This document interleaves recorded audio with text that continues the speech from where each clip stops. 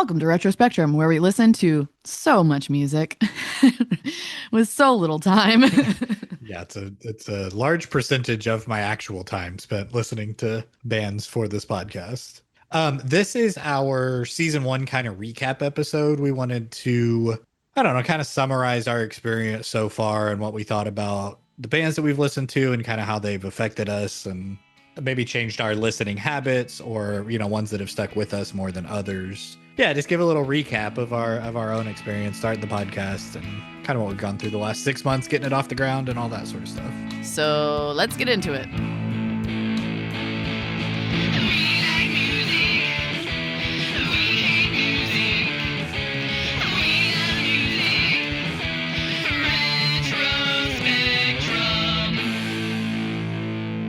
So have you gone to any shows or anything lately?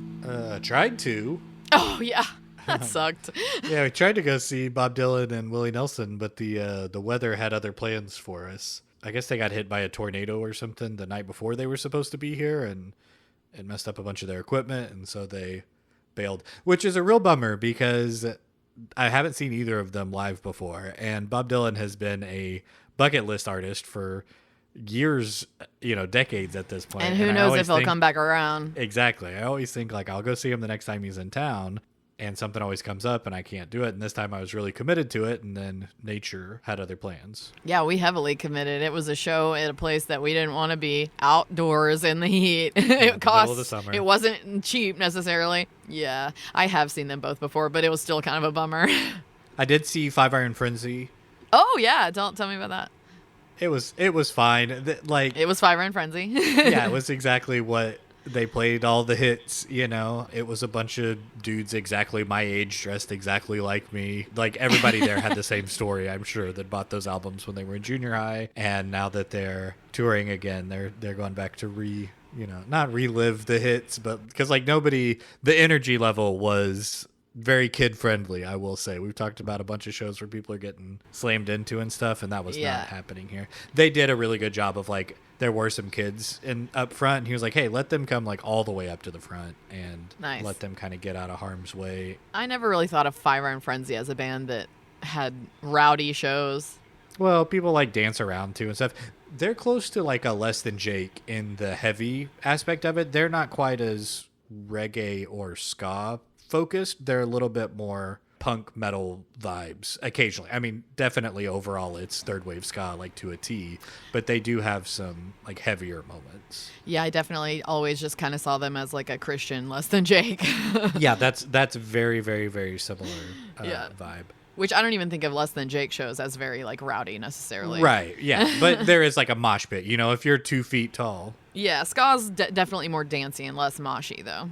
And yeah, Five Iron Frenzy for sure, the age of the people who would be at that are going to have kids at this point. So, and I feel like ska is pretty kid-friendly, energy musically anyway. So I went to a show recently that was just, fucking mind-blowing. I cried multiple times. Who was it? Samara Joy. Have you heard of her? No. Oh my goddess. She is it. I felt like I was living history in that show. It felt like I just couldn't believe I was allowed to be there, basically. She's young. I don't even know how old she is. She's in her early 20s or some shit, probably. She's a jazz singer, and it just felt like I was back in time. It just felt, I don't even have the words to describe how. Where did you see her? My friends Chelsea and Ben had an extra ticket to the show and invited me, and it was in Dallas. In Dallas. At the Majestic, and it was majestic as fuck. Lived up to the name. The lighting was really beautiful, and she had a live jazz band. Each instrument got a solo, lengthy solos. The whole thing was just, like I said, I felt like I went back in time and I was living history.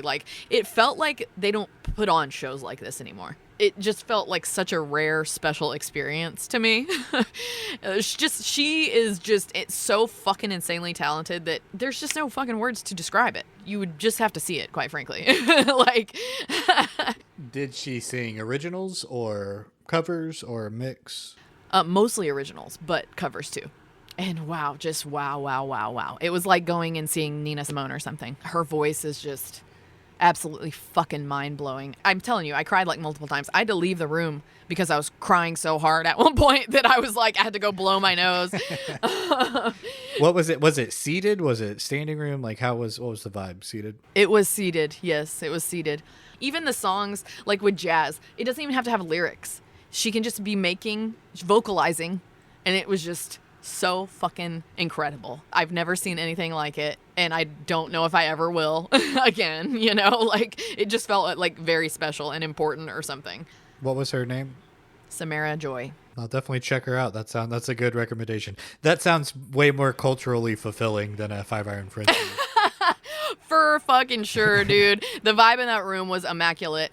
Even just listening to her recordings, like on Spotify or whatever, it's very beautiful. But seeing it live is just like a totally different level of like, holy shit, you know? At the Five Iron show, there was a dude standing in front of me and talking about the vibe of the audience and stuff. Like for the most part, pretty chill. And I stand towards the back these days, and I got a good spot actually, like against the bar, and was kind of able to be out of the way. But this dude stood 6 inches in front of me, and I swear to God, you know the Carlton dance from Yeah, Fresh Prince? of course. He Carlton for 45 minutes straight, but taking like steps to the side of like 2 to 3 feet every single time, and like waving his head back and forth, which was like, I'm glad he had a great time, but it's like right in front of your face. View to the stage was right here, and which was right in the middle of his path as his head would go from one side to the other. So it was like half the time I had to like dance the opposite of him to be able to see. You guys were just happening. alternating your Carlton. And so I'm sure to the people behind us, it was like, look at these two goobers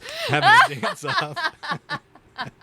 He was having a great time, and it really was to the point where I was like, man, I'm glad you're having fun, but if you don't stand still, I'm going to lose it. That is a great mental image. Oh my God. But it really was like full sidestep shuffle to both sides with like just Carltoning it up. Yeah, sometimes I like feel really bad at shows when I'm grooving because I really want to get into it, but I don't want to disrupt people like that. So usually when I'm at shows, I usually right when I park myself, I apologize in advance to everyone around me. Yeah. And multiple times throughout the show usually as well. It was fine. It was me being a grouch. He really was. He was having enough fun for both of us, you know, so it ended up balancing out pretty well. Yeah, so I re-listened to all of our episodes to prepare for this, and it was very interesting and actually pretty fun. There were multiple times where I questioned, am I a narcissist? Because I really like myself. Yeah, as you're pulling up somewhere listening to your own voice on your radio, it's like, are people going to recognize that I have been listening to myself? Honestly, I have thought that because I was walking the dog yesterday and I was listening to it out loud, and I passed someone and I ended up saying something to the person out loud in real life. And I was like, I wonder if they're going to put together that that's my voice coming out of the phone as well. That is one of the biggest things, I think, starting this, that it was surprising how fast I was able to get over it. But like hearing yourself recorded is a weird experience. And I have literally listened to myself speak for, I don't know, hundreds of hours, it feels like at this point, between recording and going back and playing it and editing and all that stuff. Because we have to listen to it so many times. Yeah. And so, yeah, that was really weird at first, but that did kind of fade. I don't feel, when people say that now, I'm like, you get over it. You get used to it, and you just kind of have to dive in, you know, head first and do it. I'm pretty like accustomed to hearing myself speak because I've done so much shit like this over my like lifetime. But I'll tell you what is really a funny experience is listening to all the episodes on double speed and then listening to it on regular speed. Yeah. We sound like so slow and drunk. Yeah. And that's just how we talk normally. Well, some of us may be slow and drunk during the recordings of these. I can't speak for you, but I have a tendency to talk pretty fast most of the time. So sometimes I can't do myself on double speed because it's just so fucking fast that it's like I can't understand it. Yeah. But yeah, when you slow it back down, we're both like, like it's just a really weird experience to go from one to the next, like right after, because when I was re-listening to all these, you know, only one isn't posted yet, and I had to listen to that one on regular speed. So getting to that one, I was like, whoa, this is fucking weird. Speed it up. There's a lot of stuff about recording that people definitely wouldn't anticipate having to pay attention to. Well, and we did, I mean, this was an idea that we just had based on normal being friends conversation, and taking that from the like, we should do this, to then talking about it and planning it out, and to actually getting the recording equipment and figuring out, because we don't, like, we do these virtually, we're not in the same building. It's just the two of us. We don't have a production team. We're kind of doing all this on our own and learning on our own. And I think that's been not just learning about the music, but like learning about the process and how to piece all this stuff together has been a really rewarding experience for me personally. And I do feel like every time I work on it, it get a little bit better and a little bit better and a little bit better. So it's fun to hear some of the improvement over the course of the season. So let's get into the music aspect of it. Oh yeah, you got some stats on that? Yeah, I did some tracking down. I made a playlist that has every album of every artist that we listened to, and then was able to use that to Oh gosh. count how many tracks that was, how many total albums, how long it was, all that sort of stuff. So, And this is going to be a rough estimate because I definitely went above and beyond on some of them and listened to like all the compilations and singles and all the things. yeah, I tried to get them as close to what mainline studio albums didn't go Yes. through every EP and stuff, which was kind of probably more reflective of what I listened to on everything. Well, that was the whole plan from the get-go, is to only do the studio album. That's what we committed to, was to the studio albums. Yeah. But sometimes there's some extra stuff that's not on the studio albums that I feel the need to go explore. Yeah, well, and there's like side projects and bands they were in before they were in their bands and spin-offs, and Not to mention all the documentaries, all the shit. so this is an incomplete list, but it's still pretty impressive. This is the main chunk of our for sure consumption that we've done for this. Yeah. All right, so total albums just from all the bands. We did 13 bands from episode 1 all the way up through 3LW, our Wheel of Death episode. Total albums for all 13 bands was 115 albums. So that's an average of like about 8 albums per band, I think, which is pretty good. I think 8 feels like the magic number to me. Yeah, but we definitely need to have more of the 8 and less of the 30 whatever albums. And then like I feel like I'm shocked that it averaged out to 8 with the They Might Be Giants included. They Might Be Giants really helped bring up some of the average of some of the lower bands that had fewer amounts. Yes. The playlist that I made totals out at 1,764 total tracks, which is a total amount of time of 87 hours and 39 minutes. I'm almost upset about this. I thought it might be a little upsetting. Like, I'm kind of okay with it being a little upsetting. Oh my god, I spent that long on this. Just listening. And that's just listening through one time. So, And yeah, multiple of the bands I listened to the entire discography multiple times. Oh my god. yeah. So, bare that minimum, again. How 87 many? hours and 39 minutes. I don't math. How many days is that? That is about 3.5 days. You know, when you say it like that, it's not quite as bad. Straight, with no sleep, no breaks. So probably 3.5 with days. all the content included, it was probably a week straight of consumption total. Yeah, easily. I mean, if you think of it as being a full-time job, this is over 2 work weeks of like clocking in and clocking out 5 days a week. And that's just the consumption of the material, Yeah, not just listening to not the podcast making part of it, which also is quite time consuming. Oh my gosh. So I didn't break artists down by time, but of course the band that had the most albums was They Might Be Giants, clocking in with 27 full-length albums. That's not even counting the children's albums, which I counted in my tally. I'm pretty sure they were Yeah. like 36 albums or something. Yeah, there were some children's albums in there. There were a bunch of comp stuff. I don't know. 27 I thought was a good close enough figure, and like, yeah, they had 27, and they were like far and away the most. The next one was surprising to me. It was Cat Power with 12 Oh. albums. That doesn't even feel like it can be right. Yeah, and it doesn't feel that bad either. Like 12 feels like a reasonable Yeah. amount of albums. And then Saves the Day with 10. So most of Really? them were in that 10 to 12. Yeah. The flip side, the least albums was a 3-way tie with Distillers, 3LW, and Bikini Kill, all having 4 I'm bringing down our album average Yeah, after I your did notice a fucking theme disasters. there Yeah. You were overcorrecting. That's pretty much what I do. Like in response to your whatever band you choose, I try to choose a band to like balance that out in some type of way. I did give 3LW 4 albums. I did count The Secret. We did listen to it, so it counts, even though it technically wasn't released. And it didn't make the Spotify playlist. Because Well, yeah, because it's not on. available Yeah. Oh my gosh, so crazy. So, yeah, how you feel about that? I feel like we spent a lot of time on this. It's funny because I feel like I think things through. I really do. Like, I'm the type of person who like overthinks every step of everything and what it could be and all this shit. But I guess I just didn't fully wrap my head around how time consuming this would be. It is still really fun, but it's definitely way more time consuming than I initially anticipated. Well, and also initially I had just planned to only listen to the music and not necessarily research all the shit. So adding the additional wanting to know more factor, it's a lot. It's hard to quantify how much extra additional time, we put into it, but I do like having just the total listening time. Yeah, it's crazy. Kind of talk about which ones we chose, why we chose them, who we enjoyed doing the most. So from the beginning, as far as the process goes, I was very like, when I had the idea for this, my idea was literally based on only the sound of the music and my opinion about the sound of the music.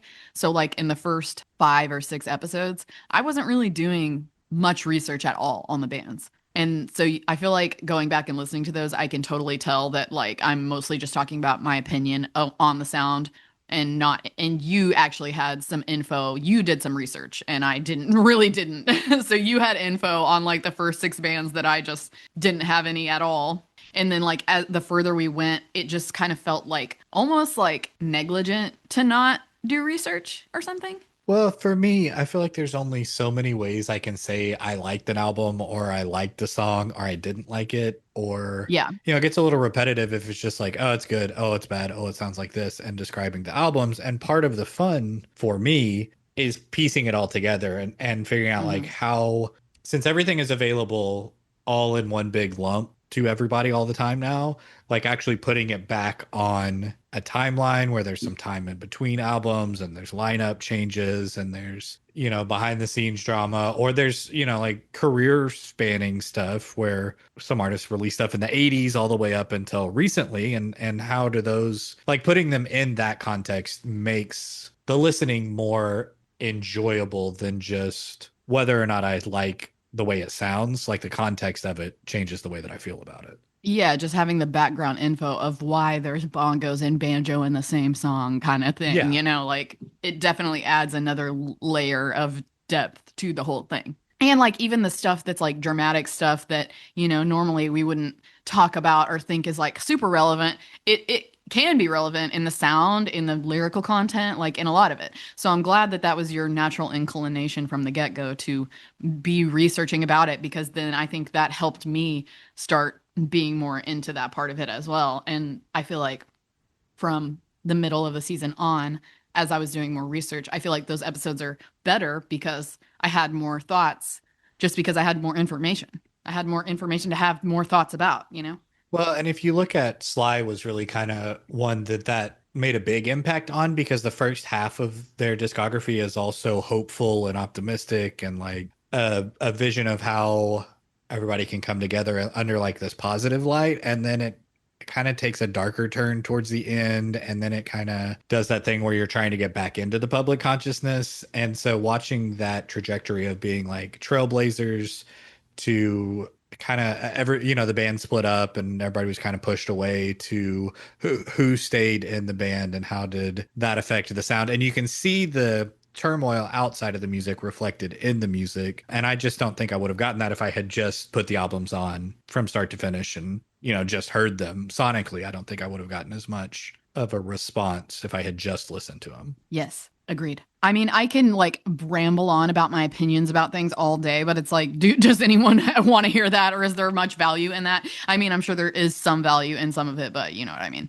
I think by building a body of work, you kind of get an idea of our taste. And what I look for in like reviewers and stuff online is people that I not necessarily agree with all the time, but like a consistency in their taste where I know that if they say this is good or this is worthwhile or this is valuable, it's like it's kind of you can take for granted that like, oh, it is good. Or the flip side, if it's like, and don't worry about this one, you can kind of use that to gauge your own interest level. And I think that's going to happen more as we do more bands and as we get more of our Yes. opinion stuff out there. We'll find our people. Yeah, exactly. Or they'll find us. Yeah. And I don't expect people to agree on everything. I don't like the same stuff that you like, No. even, and I don't. We literally, yeah, exactly. We don't even agree on stuff all the time. Yeah, and I don't expect everybody to agree with our opinions, but at least having a baseline of consistency, I think, will benefit us over time. Well, and I find re-listening to the episodes that I am extremely consistent because I will forget that I have said something and I will say it out loud to myself as I'm listening. And sometimes I will say it in unison with myself on the recording because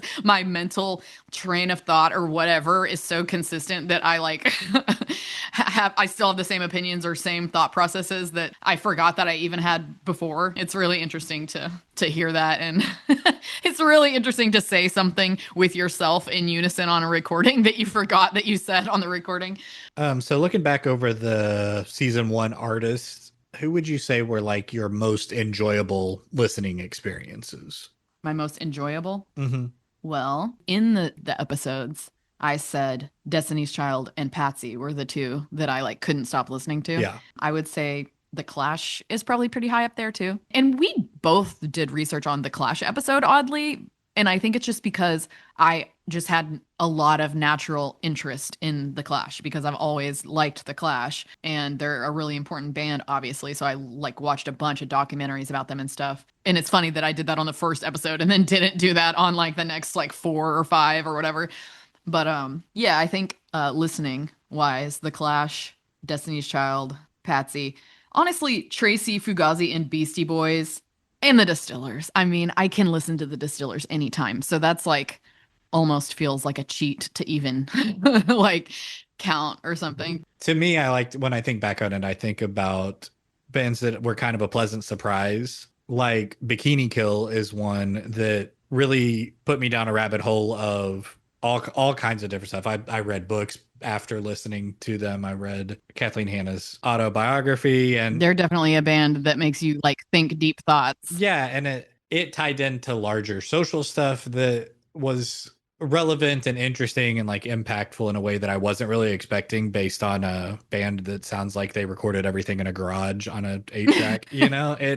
It was a Yeah. lot bigger than I anticipated. I feel the same way about Sly and the Beastie Boys as well. Yeah, those were the other two that it was kind of the same thing where it was like Fugazi was like that as well, but I already knew that they were on that train or whatever. Yeah. But like Sly, I kind of pictured as more of just like a party fun type of vibe, but it had surprising layers of depth as well, which makes perfect sense for Black people in that era. well, and I think society in general was going through a pretty big upheaval. And I think that was, again, reflected in their style and vibe and music and everything. Which band were you most familiar with that we did before, you know? Probably The Clash, I think. I think I had heard most of their songs. There wasn't a lot of new, maybe like Sandinista was probably And the Cut the biggest Crap. blind spot. Yeah, well, the last Yeah. one. But like I even now don't really count that as part of their discography. But yeah, I think I knew most of their stuff. I don't know that I had as much context, but I had read a book about them years ago that kind of was the same thing. It went through their entire career. So I had a lot more background, like context for The Clash than I did for a lot of the other artists. But let's do the flip side of that. Who did you have the least, like who were you the least familiar with? Probably Sly. Really? Either Sly or They Might Be Giants. They Might Be Giants was a band that I had heard a bunch of their songs, but like compared to as many songs as they have, like it's such a small percentage of their songs that I had heard. And kind of the same way with Sly. Like I'd only heard the super popular songs that have been playing forever, the dancey, Thank You for Letting Me Be Myself, and like a handful, like maybe 5 songs. And same with They Might Be Giants. And Sly has a pretty big discography as well. Turns out. But I think percentage wise, the They Might Be Giants discography was the biggest of all the ones we did. So I think that is like the smallest percentage of their content that I was aware of. And I think the band that I knew the best was actually the Distillers because I know every single one of their songs and already did before, Yeah. And I think on top, other than that, Patsy and Destiny's Child were the two I was most familiar with, which might be why those were my favorites because they were already bands that I liked, you know? Yeah, that makes sense. I think as far as not being familiar, Cat Power and Tracy Chapman. Yeah, that too. Cat Power too. Yeah, because I only knew a few of her songs too. And 3LW. I don't know that I would have been able to say I had heard any 3LW songs, but yeah, Cat Power. I no joke. I really think I was thinking of a different person when I chose Cat Power, and so going through it, it was like this isn't who I thought it was or what I thought it was going to be, and but that's how you learn. That makes so much sense. Yeah, I think I was thinking of like Kate Nash. I wish we would have done Kate Nash. Yeah, too bad. I regret nothing. That honestly is true. I don't regret doing any of these bands, even the ones that were a little torturous, if They Might Be Giants giant discography or stuff that may not be music that I listen to super often. It was still really fun just to get to go down some rabbit holes and kind of push my own taste. And, when you find stuff that you're not super into, it is still a way to refine your taste. Like you kind of find those edges and those boundaries. And I still think we were able to find things that were enjoyable or interesting about bands that, again, I probably won't listen to ever again. I think so too. I think the 3LW episode was like one of the most enjoyable ones to do for me, even though that's totally not something. It was the Wheel of Death, Yeah. It's not something we would normally do. So that was cool and fun. And that was like sort of my point of the Wheel of Death was to learn about some shit that we wouldn't normally force ourselves to learn about, which is cool. What band did you learn the most about that you didn't like have a clue about or whatever? I mean, you didn't even know that you were choosing who you were choosing when you chose Cat Power, so I guess you could say that one. But yeah, probably other than Cat. that, although, like, I still don't. I didn't really do. That was one of the episodes I didn't really research her at all, hardly. So I still didn't really learn much. Well, so with her, I went from knowing nothing to knowing a lot, but I don't feel like there was a lot of information to be uncovered. Yeah. I think Patsy is the one where like I knew a lot of the songs, but I didn't know anything about her personal life or her story or that she died young or where she came from or any of that stuff. So that would probably be one that like went from having a pretty clear, what I thought was a pretty clear idea to be like, oh no, she really only recorded for 3 years and we had been hearing these songs forever. So it feels like she had this big long career, but what I assumed her career was versus what it actually was ended up being pretty significantly different, I feel like. That's pretty much my vibe with the Beastie Boys. Yeah. I thought of them as a certain type of thing, and I thought I knew what they were, but they had a lot more depth than I was expecting. And like the instrumental album, the punk rock album, the fact that one of them is dead, like I didn't even know that. Yeah. So like it was, I thought it was really interesting to learn that stuff about them and just all the depths. And another thing that was super fun about the whole season to me was all the connections you were doing, like with all the little webs of connections. Like each band connects to all the fucking other bands, and like these people are like married to each other and shit, and we didn't even plan for that. Like I thought that was cool and fun to find out. Yeah, it does kind of show how interconnected all the music industry is and how everybody's influenced by everybody else, and drawing the lines, figuratively between all these artists was really cool. And I think that's something that will continue to happen more and more. Oh, for sure. Often. For sure. And the web will just be bigger and bigger. And it's just a fun way to like illustrate how fucking small the world is, and we're all connected, even just collective consciousness wise. So it's like, I don't know. It's really interesting to me how all that stuff works and how small everything is when everything seems so big all the time. It's like everything's interconnected, So what is your strategy for choosing the artist? Like, why did you pick the artist that you chose, or where does your head go when you're thinking about what artist you want to do next? That's a good question, because I feel like we have completely different methods, which I feel like is a good balance. Again, like similar with the research and stuff, like I feel like we kind of balance each other out with our like vibes. Like we kind of discussed how like my thought process are very like nebulous and yours are a little more like on track. But yeah, so I like originally, Saves the Day was the first one that I chose. And the reason that I chose it was just because I that's what gave me the idea to do this. Like, I literally just happened to one day listen to their entire discography for fun by myself, like when I was cleaning or something. I enjoyed it and got a kick out of it. And I had been wanting to do a podcast with you for literal years and had never come up with an idea that like grabbed you. And then I finally said this to you, and you just happened to have done the exact same thing with The Clash, like within the same week. So it felt like we had to do this. So then, like, I don't know. So that was our first two picks, were kind of just the fates chose. Yeah. But then the rest, I was kind of trying to do like, first of all, something that I consciously do is choose a lot of like women and POC bands, because there's so many white dude bands, and I just didn't want to do like all white dude punk rock, because that's like a lot of the shit that we listen to, you know. I didn't want to do like only bands that we already listen to and like, but I did want to do bands that I do know that I already think that I like, at least, so that way the process isn't horrible. Yeah. And then that's sort of where the Wheel of Death came in, because it's like we could learn stuff about other bands too that maybe we wouldn't like, that would be a little bit different genre than we would normally choose or whatever. So I just try to vary the genres. I try to vary the gender and race and whatever. I'm just trying to have like a broad smattering of like styles and stuff like that, but also all stuff that I think that I like. So it's not as hard as it could be. It's not intentionally supposed to be punishing, really, in any regard. And I think some of them were more of a challenge. Like some of it was a grind to be like, I don't necessarily want to listen to these albums, because there's a difference between listening passively and listening like intently. And I think we do our best to huge listen difference intently.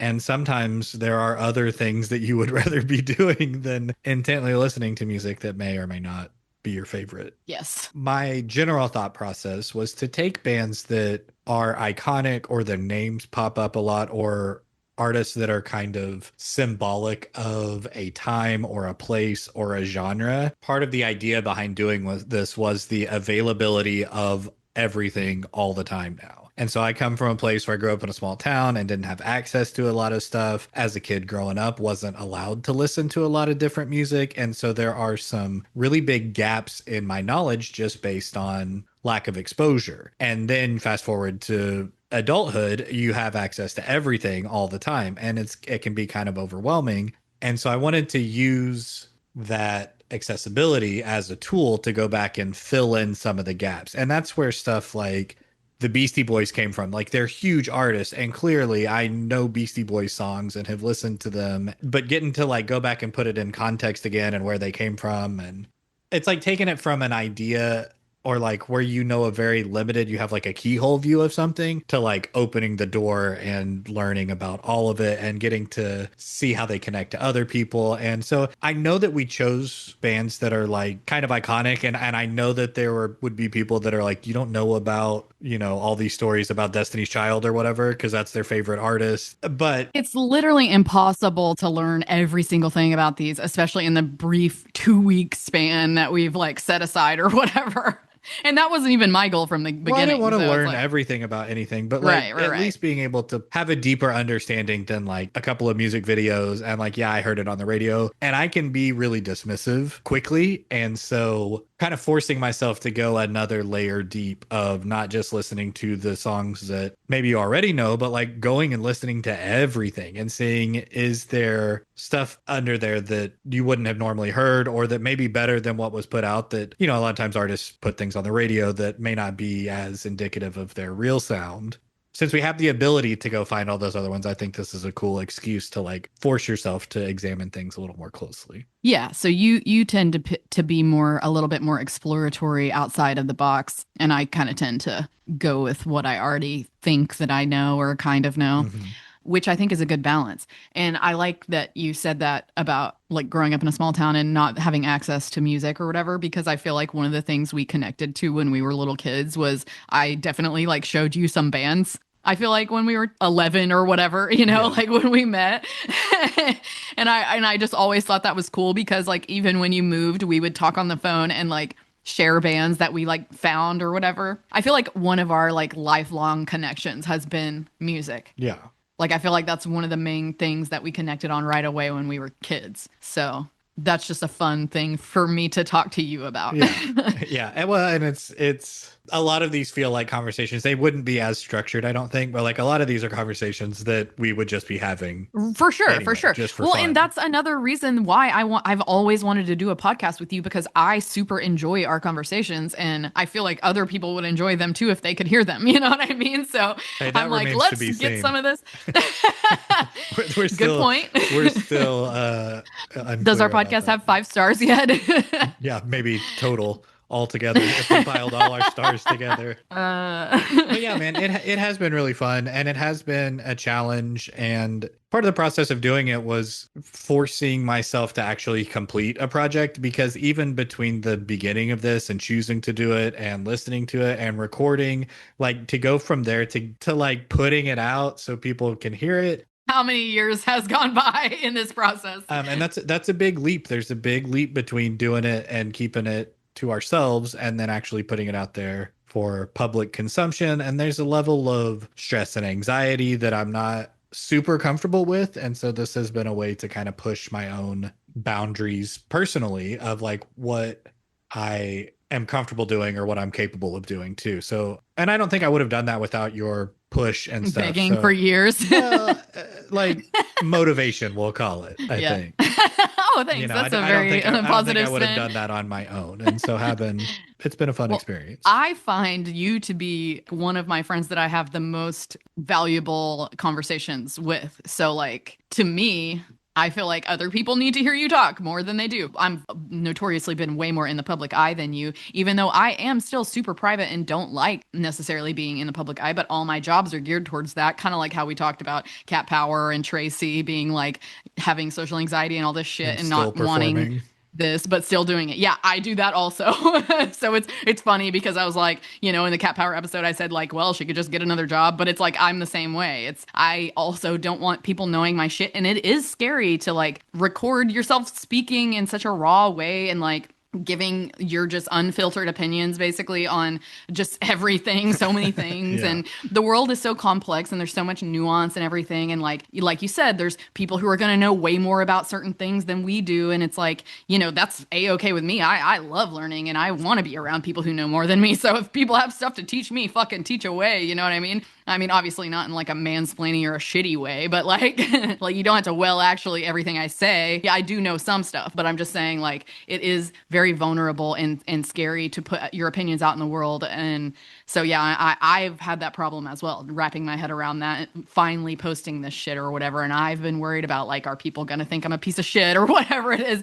Because for some reason I've always had this like desire for people to think I'm a good person or see me as a good person. I think most people probably feel that way. I don't know. Yeah, I don't think you're totally alone in that.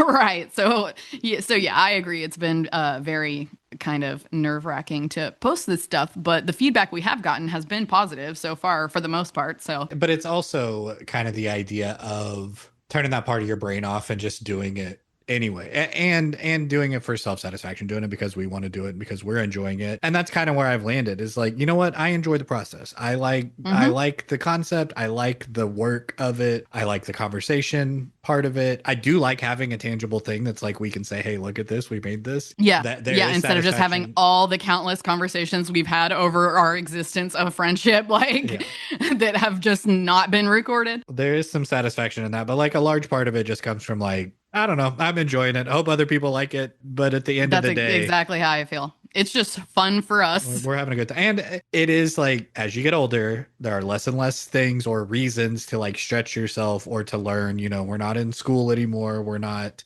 forced to educate ourselves about anything. You can get really set in your ways. And I think this is a way for us to kind of force ourselves to expand our minds or learn more about things or and I mean, it's something that we enjoy doing through like music, but I think music is a reflection of culture, and as we learn more about the history of music, we learn more about the history of our culture or other cultures, which gives us more context to learn about other stuff. So it's, I don't know, I do Yes. find that there's some value So in I it. just wanted to ask you, like, what did you learn about yourself from doing this whole thing? If anything, you know, other than the fact that we say and like and you know and shit like No, that a lot. I'm trying to be thoughtful with my answer. it has helped solidify some of my musical taste and help me feel a little bit more confident in the things that I do like and like why I like the things that I enjoy. But it's also kind of challenged me to listen to things outside of my normal listening habits. And not only that, but to be able to find a redeeming quality or some sort of like nugget or angle or like some way to have a conversation about something that may not be my cup of tea. Not that I learned that about myself, but I feel like I learned how to do that better. Instead of just writing something off, which is kind of my normal go-to when I'm not into something, it's just like, I'm over it, and then move on without really giving it a second thought. This has kind of forced me to stop and slow down and be more thoughtful about things that I wouldn't necessarily be thoughtful about. So maybe what I have learned is that I can be dismissive to my own detriment from at times, like I can miss out on opportunities by like already assuming that I understand something or that something isn't worth my time, when if you look a little bit closer, maybe that's not necessarily the case.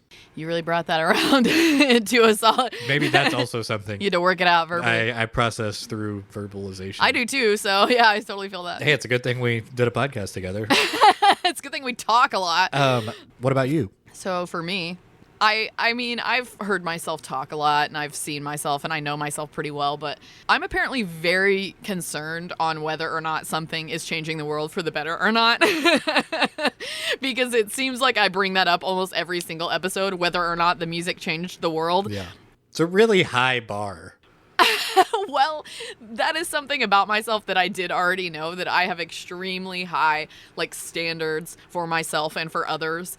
And so I kind of did already know this, but I just thought it was funny how I hold literally everything, even just some dumbass music, like not everything in the world has to be so fucking serious and perfect all the time. And so, part of doing this has been an exercise in trying to like forget about fucking perfection and just do a thing. And so it's just funny how even though I'm trying to do that, still within the process, I still always come back to, but did it make the world a better place? But was it important enough, or saying this message or whatever, like all these details of like, I don't know. I'm just so concerned with my own personal self making the world better that like, I guess I just think of every single fucking thing in that context. This whole process just brought it back home that like the level of concern I have for making the world better, which is, I don't know. Well, and putting that in context of like a band's career, even if they have their quote unquote world changing or life changing album or song or moment, it very rarely comes at the beginning of their career, or the first thing that they did maybe wasn't good or whatever. Like it kind of took a few attempts to figure out what their avenue for changing the world was, quote unquote. And so it's like a recognition of even the things that are that impactful aren't immediately that impactful, and it still takes a couple of like attempts or tries.